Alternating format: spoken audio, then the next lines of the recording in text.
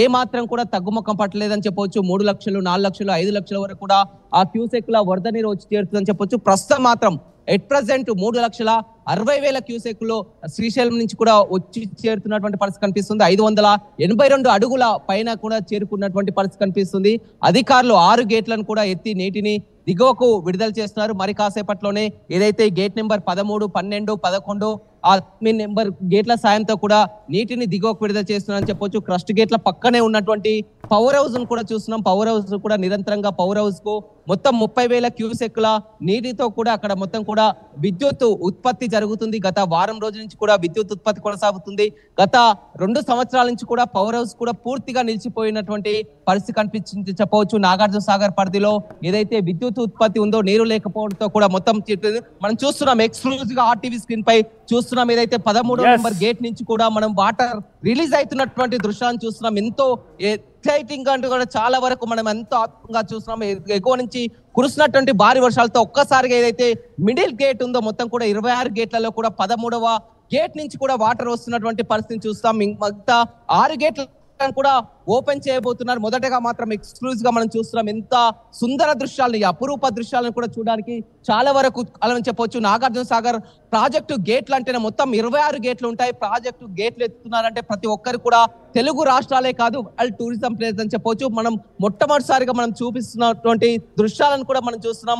కొద్దిసేపు క్రితమే అధికారులు ఆన్ చేయడం జరిగింది, గేట్ ని ఓపెన్ చేయడం జరిగింది. మొదటగా 13వ గేటు నుంచి కూడా నీటిని విడుదలవుతున్నారు. ఈ తర్వాత దాని పక్కనే ఉన్నటువంటి గేట్ ఇప్పటికే ఓపెన్ అయింది. ఆ పక్క నుంచి కూడా మొత్తం రాబోతుందని చెప్పొచ్చు. నీటిని దిగువకు విడుదల చేస్తున్నటువంటి పరిస్థితి కనిపిస్తుంది. 582 అడుగులకే నీటిని విడుదల చేస్తున్నటువంటి పరిస్థితి అయితే కనిపిస్తుంది అని చెప్పొచ్చు. గతంలో 590 అడుగుల వరకు ఉన్నప్పటికీ కూడా గతంలో వరద ఫ్లో అనేది చాలా తక్కువ వచ్చింది. కాబట్టి ఇప్పుడు ఎగువ నుంచి గత వారం రోజుల నుంచి కూడా ఏ మాత్రం తగ్గుముఖం పట్టకపోవడంతో కూడా అధికారులు మొత్తం నీటిని దిగువకు విడుదల చేస్తున్నటువంటి పరిస్థితి అయితే చెప్పొచ్చు.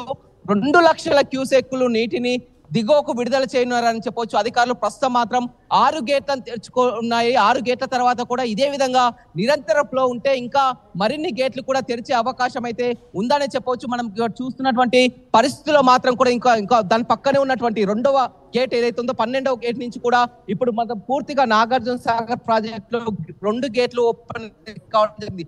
ఒకదాని తర్వాత ఒకటి కాస్త సమయం తీసుకొని కూడా వస్తున్నాయి. మొత్తం ఎంతో గత 2 పర్యాలుగా పూర్తిగా నాగార్జున సాగర్ వెలవెలబోయినటువంటి నాగార్జున సాగర్ ఒక దశలో పూర్తిగా 504 అడుగులకు చేరుకొని డెడ్ స్టోరేజ్ లో ఉన్నటువంటి నాగార్జున సాగర్ ఇవాళ నిండు కుండలను తలపిస్తున్నటువంటి పరిస్థితి కనిపిస్తుంది. నిండు కుండలను తలపించడానికి కూడా మొత్తం పూర్తిగా ఇక్కడ నల్గొండ పరిసర ప్రాంతాల్లో కూడా వర్షాలు కురవక మొత్తం క్రాప్ హాలిడే ప్రకటించినటువంటి పరిస్థితిలో కూడా ఇవాళ కురుస్తున్నటువంటి వర్షాలతో ఎగువ నుంచి భారీ వర్షాలతో డ్యాంలన్నీ కూడా కృష్ణా బేసిన్ లో పూర్తిగా అన్ని కూడా జలకలను సంతరించుకొని చివరికి నాగార్జున సాగర్ ప్రాజెక్టుకు చేరుకున్నాయి.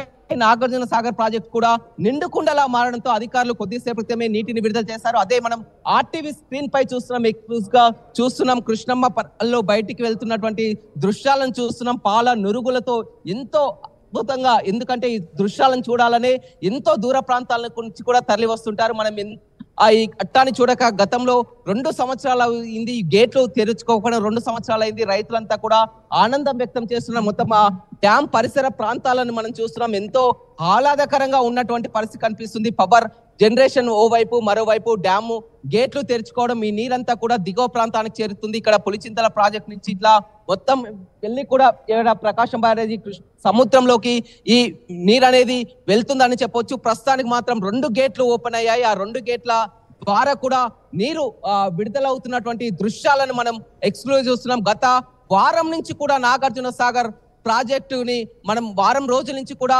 ఆర్టీవీ స్క్రీన్ మీద ప్రతి ఒక్కరు కూడా చూస్తున్నారు. నాగార్జున సాగర్ కు వస్తున్నటువంటి ఫ్లో, ఇన్ఫ్లో, అవుట్ ఫ్లో కూడా గమనిస్తున్నారు. 524 అడుగుల నుంచి కూడా మనం చూస్తున్నాం. 524 నుంచి 530, 530 నుంచి 40, 550 వాళ్ళ 582 అడుగులకు చేరుకుంది. పూర్తి స్థాయి నీటి మట్టం 590 అడుగులు ఉన్నప్పుడు కూడా 582 అడుగులకే ఎగువ నుంచి భారీగా 3.5 లక్షల పైగా ఇన్ఫ్లో రావడంతో కూడా గేట్లు తెరిచినటువంటి దృశ్యాలను చూస్తున్నాం. ప్రస్తుతం 2 గేట్ల ద్వారా కూడా నీటి దిగువకు వస్తున్నటువంటి విజువల్స్ ను కూడా చూస్తున్నాం. మరి కాసేపట్లోనే మరికొన్ని గేట్లు కూడా తెరిచే అవకాశం ఉంది. ప్రాజెక్టు అధికారులు డ్యామ్ పైకి చేరుకొని కూడా ఆ గేట్లు ఓపెన్ చేయడం జరిగింది. ఓపెన్ చేసిన తర్వాత దిగువకు వస్తున్నటువంటి ప్రవాహాన్ని చూస్తున్నాం. నిన్న మొన్నటి వరకు కూడా ఇదంతా కూడా పూర్తిగా ఎడారిగా ఉన్నటువంటి ప్రాంతం, ఆ కృష్ణా పరివాహక ప్రాంతం అంతా కూడా నీరు లేక రాళ్లు తేలినటువంటి పరిస్థితి ఉంది. చూడొచ్చు, మనమంతా కూడా రాళ్లు రప్పలు చూస్తున్నాం.